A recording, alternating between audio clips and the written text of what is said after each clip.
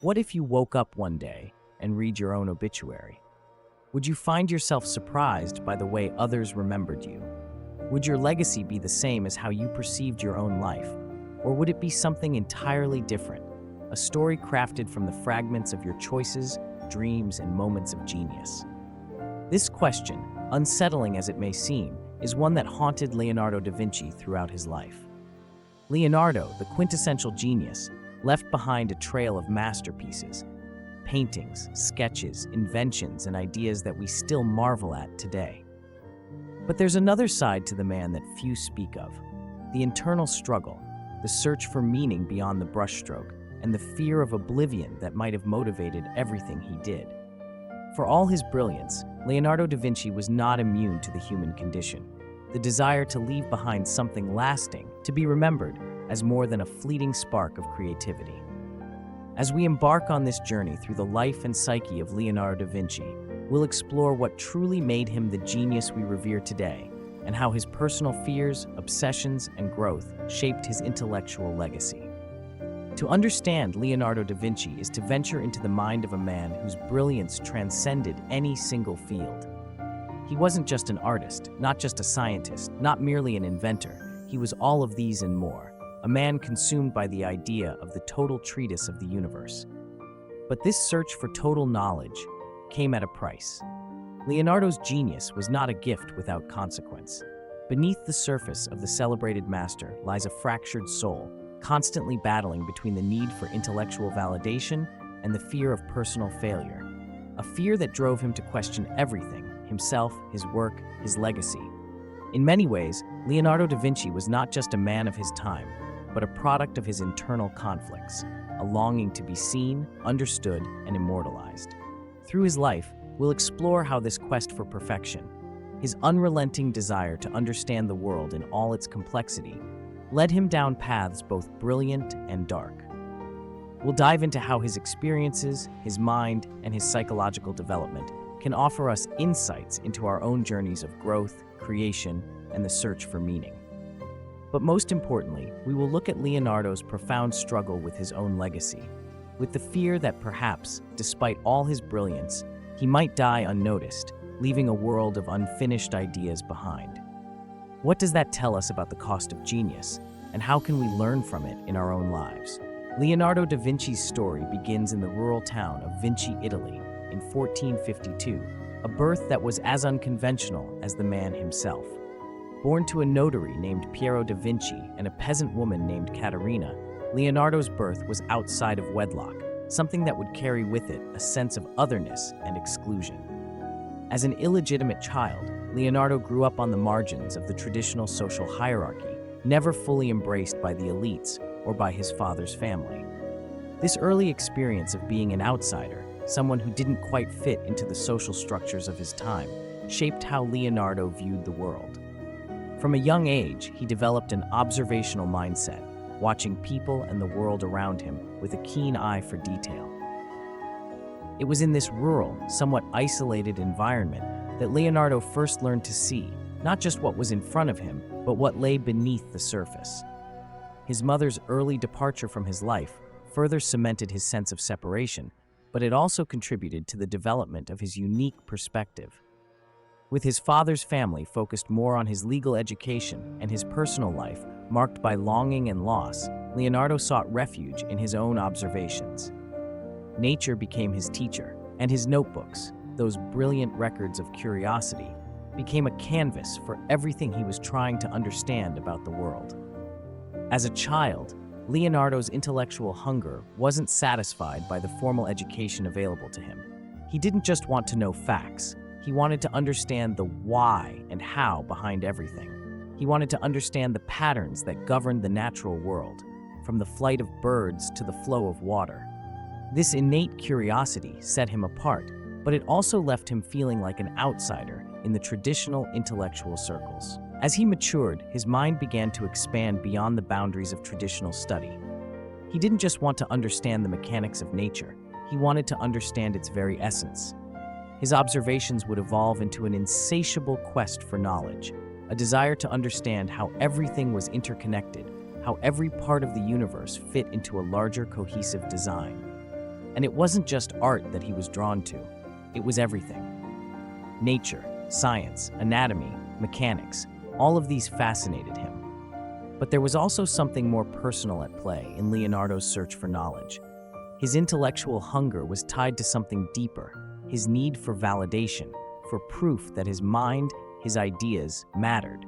After all, he was an outsider, and as such, his contributions could never be taken for granted. He knew that to be remembered, to be accepted, he would need to prove his worth through his work. He couldn't afford to fail. Leonardo's journey of intellectual development would take him to Florence, where his talent as an artist would eventually be recognized. But the seeds of his genius were planted in the isolation of his childhood, in the quiet moments of observation that would shape his extraordinary capacity to understand and interpret the world. When Leonardo moved to Florence in his early 20s, he entered a world of brilliant minds, political intrigue, and intense intellectual competition. Florence in the 1470s was a thriving cultural hub, a city where art, science, and philosophy were celebrated. It was the perfect environment for a young artist with ambition and a hunger for validation. But it was also a place where Leonardo's deeper psychological struggles would begin to take shape. His apprenticeship with the renowned artist Andrea del Verrocchio was a critical period in his life. Verrocchio was not just a master artist, but also a polymath who embodied the Renaissance ideal of the well-rounded, educated individual. Under Verrocchio's tutelage, Leonardo learned the foundational techniques of painting and sculpture, but also the ethos of Renaissance humanism, the belief that human potential was limitless and that one could achieve greatness in many fields of study. However, Leonardo's path would not be as smooth as it might have seemed. The expectations in Florence were high, and the pressure to succeed, both professionally and personally, was immense. For Leonardo, this pressure took the form of an overwhelming need for perfection. Every stroke, every composition, every project he embarked on had to be flawless. It was almost as though he believed that the better he became, the more he could escape the haunting fear that he would never be enough. His perfectionism wasn't merely an artistic ideal. It was a defense mechanism against the sense of inadequacy he carried with him since childhood. Leonardo's work, particularly his unfinished projects, gives us a glimpse into the battle he fought against this perfectionism. A key example is his commission for the Adoration of the Magi. While many experts point to this as one of the early masterpieces of the Renaissance, the painting was never completed. In fact, only a portion of the piece remains, leaving behind a trail of sketches and incomplete figures. This unfinished masterpiece speaks volumes about Leonardo's inner struggle. He was often paralyzed by his desire to reach absolute perfection, so much so that he couldn't bring himself to finalize his works.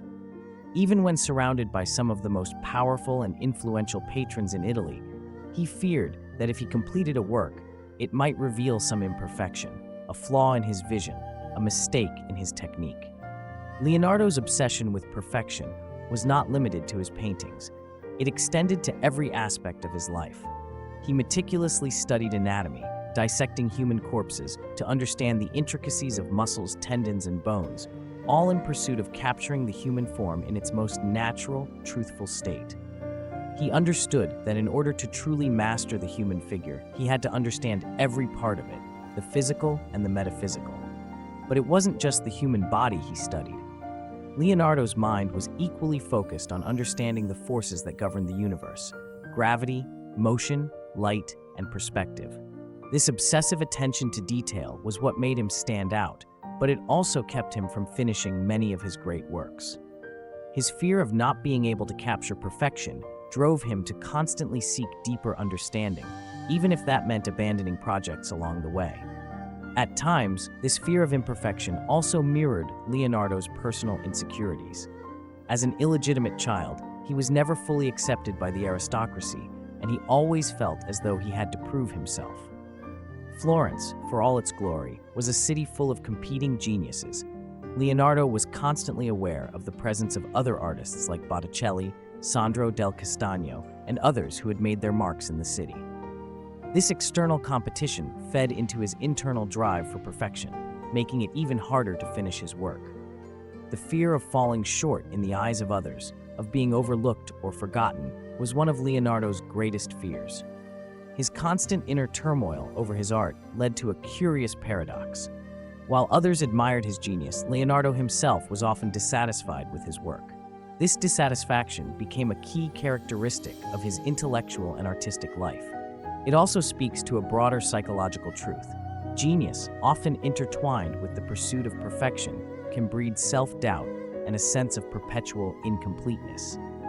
Leonardo's perfectionism led him down the path of intellectual and emotional isolation. As he delved deeper into his studies and developed increasingly complex ideas, he distanced himself from those around him. The more he sought answers, the more he became consumed with the fear of failure.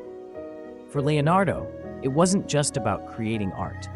It was about proving to the world, and perhaps to himself, that he was worthy of being remembered, that he could transcend the limitations of his origins and his insecurities. In a city where competition and success were paramount, Leonardo's perfectionism turned into a double-edged sword. It allowed him to create revolutionary works of art and innovative ideas, but it also pushed him to the edge of self-doubt and intellectual exhaustion. It is this tension between genius and failure, between brilliance and imperfection, that defined Leonardo's most formative years in Florence. After a decade in Florence, Leonardo's path took him to Milan in 1482, a pivotal moment that would shape the trajectory of his career and his psychological development.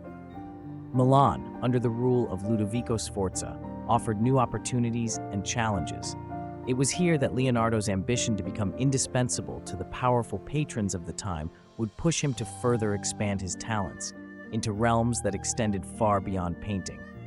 In Florence, Leonardo had been part of a competitive artistic community, but Milan presented an entirely different landscape.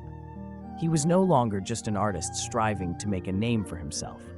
In Milan, he became an artist, engineer, architect, and scientist, wearing many hats at once in his quest to prove his worth. The demand for his talents seemed endless, and Leonardo's multidisciplinary approach allowed him to explore diverse fields, from designing military fortifications to inventing flying machines. His work in Milan reveals something crucial about his psychology, a profound fear of being cast aside, of becoming redundant. Leonardo had always feared that his intellectual curiosity and artistic talent would one day be seen as unnecessary, even superfluous. The shift from Florence to Milan was, in many ways, a response to this anxiety. The more roles he could play, the more indispensable he would be. He feared that if he confined himself to painting alone, he might become just another artist in a world filled with great painters. By diversifying his work, Leonardo shielded himself from being discarded. He was no longer simply a painter, he was a creator in every sense of the word. One of the most telling examples of Leonardo's versatility in Milan was his commission to paint the Last Supper for the convent of Santa Maria delle Grazie. The painting, a masterpiece of composition and psychological depth, reveals Leonardo's unique approach to his subjects. But behind this brilliance was an intellectual restlessness, a need to demonstrate not just his artistry, but his mastery of every conceivable domain. The Last Supper wasn't just a religious painting, it was an experiment in perspective, geometry, and human emotion. Leonardo used his understanding of anatomy to capture the authentic emotional responses of the apostles, studying their expressions and body language with the same meticulous care he applied to his anatomical sketches. In Milan, Leonardo also spent significant time working on designs for elaborate war machines, never realizing many of them. The irony is that his desire to showcase his engineering prowess in this domain was at odds with the intellectualism that guided his life. He saw engineering not just as a way to create practical solutions, but as an art form in its own right, much like his painting. He became fascinated with the idea that art and science could be intertwined, and he spent years sketching and refining mechanical devices, trying to capture the complex dynamics of motion, force, and function in his designs. Yet, in this period of heightened activity and intellectual expansion, Leonardo's inner conflicts intensified. His drive to be indispensable to Ludovico Sforza often felt like a double-edged sword. On one hand, it provided the validation and recognition he longed for. On the other, it created a pressure that would drive him into deeper isolation. Leonardo's restless mind struggled to balance his multiple roles, and the tension between these roles led him into a paradox. The more he expanded his work and expertise, the more he feared that none of it would ever truly satisfy him. He began to question whether his many pursuits were, in fact, a sign of his brilliance, or simply a reflection of his inability to focus on any one thing. This uncertainty plagued his mind. Was he truly a genius, or was he a man trying to avoid the quiet terror of being forgotten? His work in Milan, like his time in Florence, was marked by a compulsive need to prove himself, again and again, by shifting between disciplines, hoping to capture something that would validate his existence. This constant shifting between roles, never allowing himself to be solely defined by one area of expertise, was both a manifestation of his intellectual brilliance and a defense mechanism against his underlying fears. The more versatile he became, the less likely he was to be dismissed by his patrons or peers. But this very versatility, while it secured his place in history, also compounded his feelings of inadequacy. It was as though Leonardo believed that by diversifying his work, he could escape the existential fear of being unimportant, of not having a lasting impact on the world. In the end, Milan would be a bittersweet chapter in Leonardo's life. While his innovations were groundbreaking, his psychological unrest only grew. Despite his successes, he never seemed to feel fully satisfied. Each new invention, each new painting, was merely another attempt to prove his worth, not to the world, but to himself. One of Leonardo da Vinci's most iconic works, the Mona Lisa, has captivated audiences for centuries, sparking endless debate over its mysterious subject, her enigmatic smile, and the innovative techniques Leonardo employed in its creation. But to truly understand the painting, and, more importantly, to understand Leonardo himself, we must look beyond the surface, beyond the technical brilliance, and delve into the psychological depths that shaped it. The Mona Lisa wasn't just a portrait. It was, in many ways, an exploration of Leonardo's obsession with the human condition. The smile of the Mona Lisa has long been a symbol of ambiguity. Is it a smile of joy, of melancholy, of secrecy? Some have even speculated that it's a self-portrait of Leonardo himself, subtly reflected in the woman's serene expression. This idea isn't just the result of speculative artistry, it's an indication of how deeply Leonardo scrutinized the human form and psyche, perhaps even to the point of self-obsession. Leonardo's anatomical studies are legendary, but they weren't driven solely by scientific curiosity. His obsessive dissection of human bodies, his detailed sketches of muscles, bones, and organs, went far beyond the desire to understand anatomy for the sake of art. His fascination with the human body was also an exploration of the soul, the very nature of existence, vulnerability, and imperfection. The Mona Lisa is a product of this relentless pursuit of truth. But what was it that Leonardo was trying to uncover through her smile? Was it the essence of human emotion, or was it a reflection of his own inner turmoil? Leonardo's deep study of anatomy wasn't just about precision. It was about understanding life in its most intimate form. He had a profound interest in the way the body moved, in how the muscles and tendons worked in harmony to create the subtleties of expression. The Mona Lisa's smile, when viewed through the lens of these studies, takes on new meaning. It is a smile that is both alive and distant, grounded yet ethereal. It hints at a complexity of emotion that Leonardo himself would have been well aware of, the human condition in all its contradictions. The Mona Lisa may also serve as a metaphor for Leonardo's own complex self-perception. The artist, ever the perfectionist, may have seen in her smile the culmination of his intellectual and emotional journey. But this same perfectionism could have made him question the authenticity of his creation. After all, if he could dissect the human body so thoroughly, could he truly understand the soul, the spirit, the essence of a person? His obsession with the anatomical truth of the body may have conflicted with his desire to capture the more intangible, elusive qualities of life. In this way, the Mona Lisa can be seen as a deeply introspective work, a mirror not just to the world, but to Leonardo's own mind. Perhaps in her enigmatic smile, Leonardo was confronting his own existential fears, the fear of failure, the fear of incompleteness, and the fear that, despite all his genius, he might never fully understand the human condition. As we consider this, we also see how Leonardo's obsession with the Mona Lisa mirrors his larger obsession with his legacy. This painting wasn't just a piece of art, it was a test of his ability to transcend his limitations. And yet, like many of his works, it was never fully finished. Leonardo continued to refine it, tweak it, and adjust it for years, as though he could never truly capture the essence of what he wanted to express. In his endless revisions, Leonardo might have been trying to overcome his fear of imperfection, but the irony is that his perfectionism only deepened his dissatisfaction. The Mona Lisa, much like his other unfinished works, stands as a testament to his ongoing search for completion, a search that, in his mind, might never have an endpoint. The psychological complexity of the Mona Lisa also highlights the isolation that Leonardo often felt. His intellectual and emotional struggles were something he dealt with largely on his own. While he had patrons and followers, few could truly understand the depth of his inner world. His obsessive drive for perfection, his need to dissect everything down to its smallest parts, might have isolated him even further. In the end, his art, his true legacy, was an expression of his profound internal battle.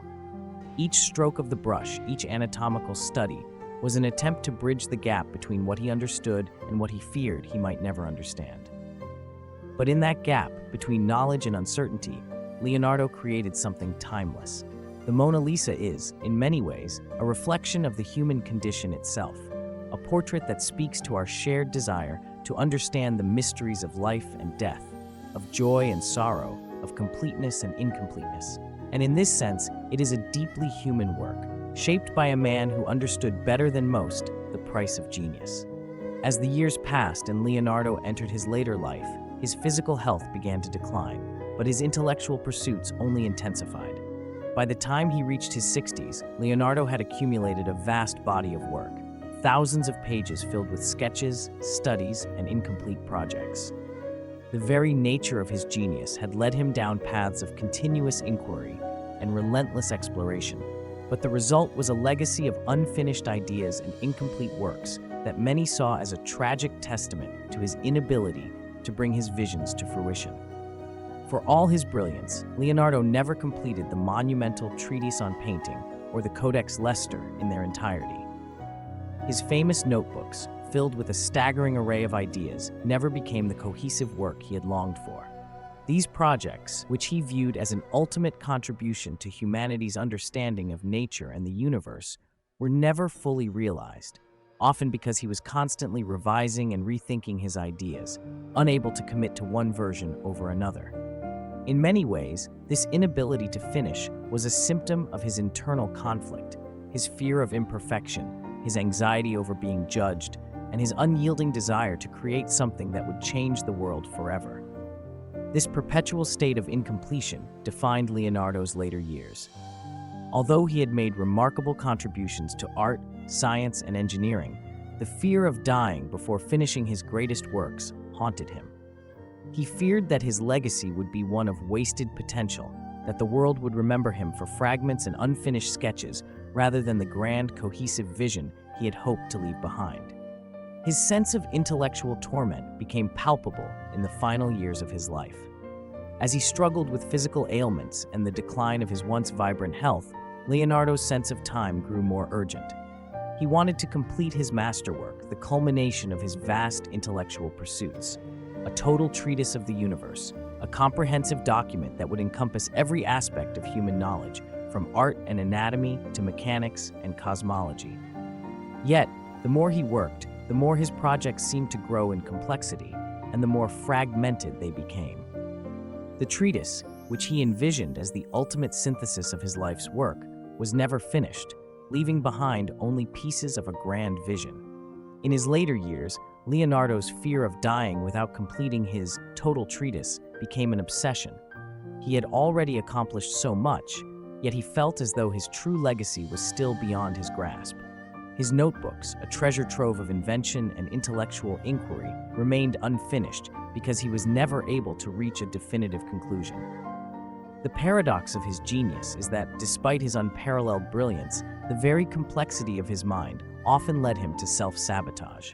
The more he learned, the more he realized there was still more to discover. and so his legacy was never solidified in the way he had hoped. Instead of a unified, finished body of work, he left behind an intricate, fragmented collection of sketches and half-formed ideas, a treasure trove for future generations, but not the lasting monument he so desperately desired.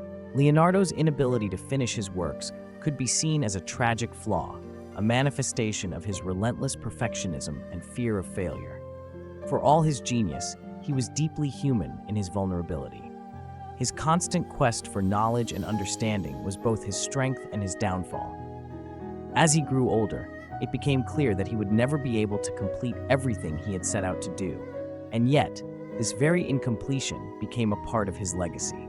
It was as if Leonardo was perpetually in the process of becoming, always searching, always striving, never quite reaching the ideal he had envisioned for himself.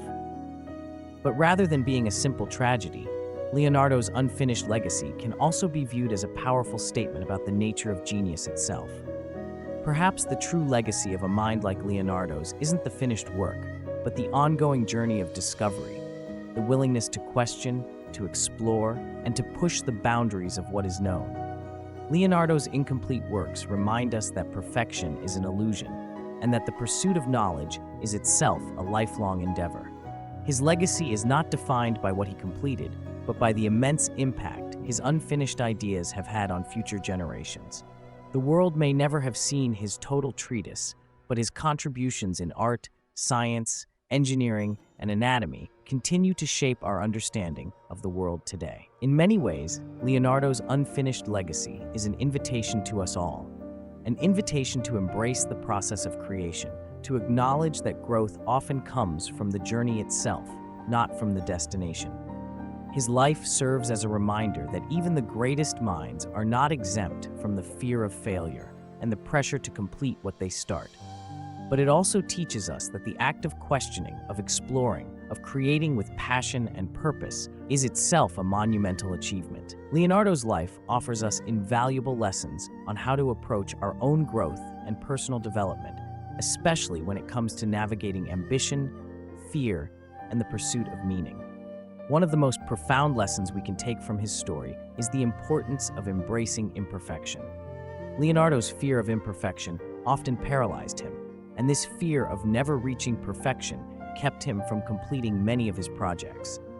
In our own lives, we often place immense pressure on ourselves to achieve flawless results, but perfection can be paralyzing. Leonardo's struggles remind us that the process of creation and learning is just as important, if not more so, than the final product. We don't need to wait for everything to be perfect before we take action. Making mistakes, leaving things unfinished, and accepting imperfection are part of the journey of growth. Another lesson we can draw from Leonardo is the power of curiosity. His genius stemmed not just from his artistic abilities, but from an insatiable curiosity about the world around him. His ability to cross disciplines and see connections between art, science, anatomy, and mechanics made him a true Renaissance man. We can cultivate this same curiosity by exploring new fields, learning new skills, and pushing ourselves outside our comfort zones. It's not about mastering every discipline, but remaining open to discovery and allowing different interests to inform and enrich our perspectives. Just as Leonardo saw the human body as both a work of art and a scientific marvel, we can apply interdisciplinary thinking to our own work and life, bringing fresh insights to whatever we do. While Leonardo's intellectual brilliance was undeniable, his life also serves as a reminder of the importance of balance, especially the balance between work and personal connection. His relentless drive often led him to isolation, which hindered his emotional well-being. We can learn from this by remembering that no matter how great our ambitions, it's equally important to nurture our relationships with others and maintain our emotional health. True success comes not only from intellectual achievement, but also from meaningful connections that help ground us and provide support. As we reflect on Leonardo da Vinci's extraordinary life and the lessons it offers, we cannot ignore the complexities that surround genius, ambition, and the pursuit of greatness. The psychological burden that comes with exceptional talent is something that often goes unnoticed, particularly in those who achieve extraordinary feats.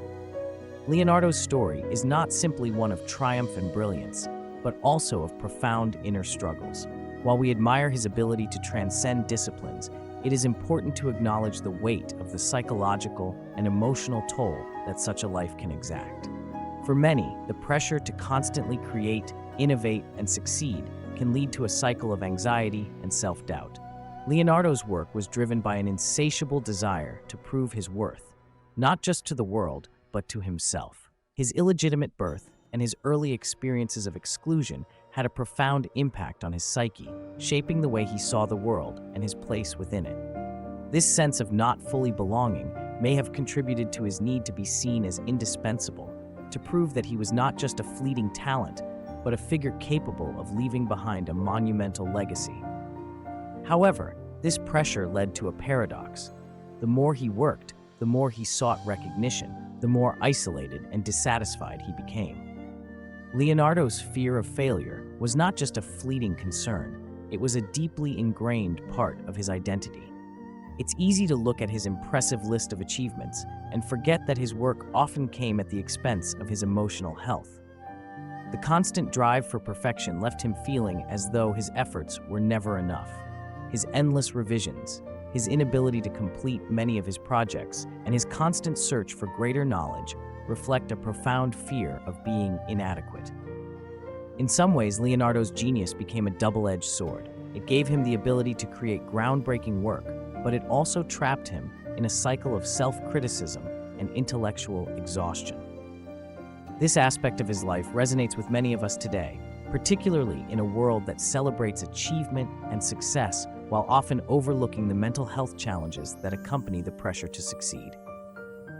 In our own lives, we too may grapple with the fear of not living up to our potential, of being judged by our successes or failures. Like Leonardo, we may find ourselves torn between the pursuit of greatness and the fear of falling short, unable to reconcile the drive to achieve with the emotional cost of that ambition. Leonardo's experience also sheds light on a more universal human struggle, the tension between personal ambition and societal expectations. The pursuit of success, recognition, and legacy often clashes with the realities of personal limitations and the complexity of human emotions. Leonardo was constantly balancing the desire to satisfy his patrons, his peers, and his own inner drive for perfection. Yet in trying to meet these expectations, he lost sight of the fact that his true legacy was not in the completed works or the accolades, but in the questions he asked and the boundaries he pushed. In this context, his story offers us an opportunity to reconsider our own ambitions. Are we pursuing goals and projects because they are truly meaningful to us, or because we fear being overlooked or forgotten? Are we driven by a desire for recognition, or by a genuine passion for exploration and discovery? Leonardo's life reminds us that it is not only the final product or the recognition we receive that matters, but the process, the courage to explore new ideas, to question assumptions, and to grow along the way. Leonardo's psychological burdens were compounded by the societal expectations of the time. Renaissance Italy was a society that placed immense value on intellectual and artistic achievement, but it also demanded that individuals conform to certain roles. As an outsider, born illegitimate, never fully accepted into the aristocracy, Leonardo may have felt the weight of these expectations more acutely than others. His work in Milan, Florence, and beyond was not just about satisfying his own curiosity. It was also about proving his worth in a world that didn't fully embrace him. This sense of external pressure is something many of us can relate to, whether it's the pressure to succeed in our careers, meet societal standards of success, or live up to the expectations of family and friends.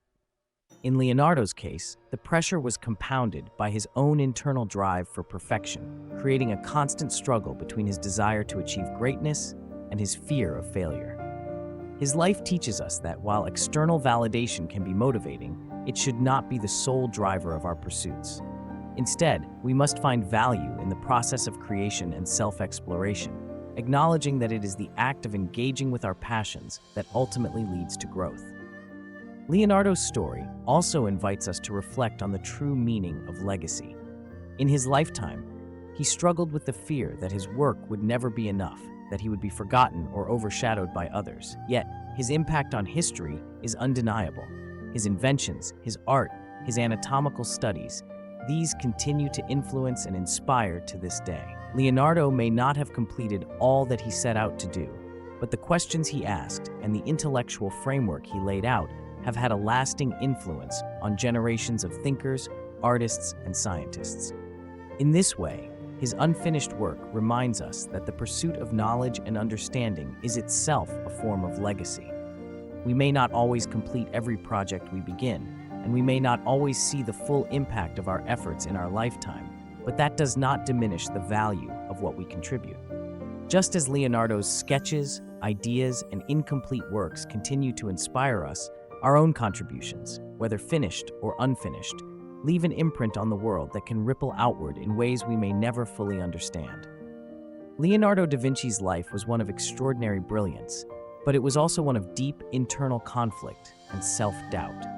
His genius, while transformative, was also a source of constant anxiety and isolation. Yet his story offers us valuable lessons about the human condition, the interplay between ambition, fear, and the pursuit of meaning. His life teaches us that it is not the final product that defines us, but the courage to engage in the process of creation and to embrace the uncertainties that come with it. Through his example, we are reminded that true greatness is not just about what we accomplish, but about how we navigate the complexities of our inner worlds as we strive to leave a lasting impact. Leonardo da Vinci's insatiable curiosity, his intellectual brilliance, and his relentless pursuit of perfection ultimately led him to confront the deepest parts of his own humanity. Through his psychological struggles, we see the cost of genius, the tension between the desire to achieve greatness and the fear of falling short. His life serves as both an inspiration and a cautionary tale, reminding us that the journey of discovery is as important as the destination. By embracing imperfection, nurturing our curiosity, and finding balance between our ambitions and our emotional well-being, we can create a legacy that, like Leonardo's, transcends time. Not because of its completeness, but because of its ability to inspire others to continue the quest for knowledge and self-understanding. Leonardo died in solitude, burdened by too many secrets. What about you? What are you hiding, struggling with, or obsessing over in your own life? Share your thoughts with our community forum, Mind Unlocked, and let's explore the fears, aspirations, and curiosities that drive us. Don't let curiosity transform into profound loneliness. Let's learn from Leonardo's story, embrace imperfection, and find strength in sharing our journey. Also, reflect on your own projects, unseen depths. What are the underlying fears that may be holding you back from completing what you've started? Thank you for joining us on this exploration of Leonardo da Vinci's genius and the psychological depths behind his legacy. If you've enjoyed this journey, don't forget to like, subscribe, and share. We'll continue uncovering the hidden stories behind some of history's most fascinating figures. Until next time, keep exploring, keep questioning, and most importantly, keep creating.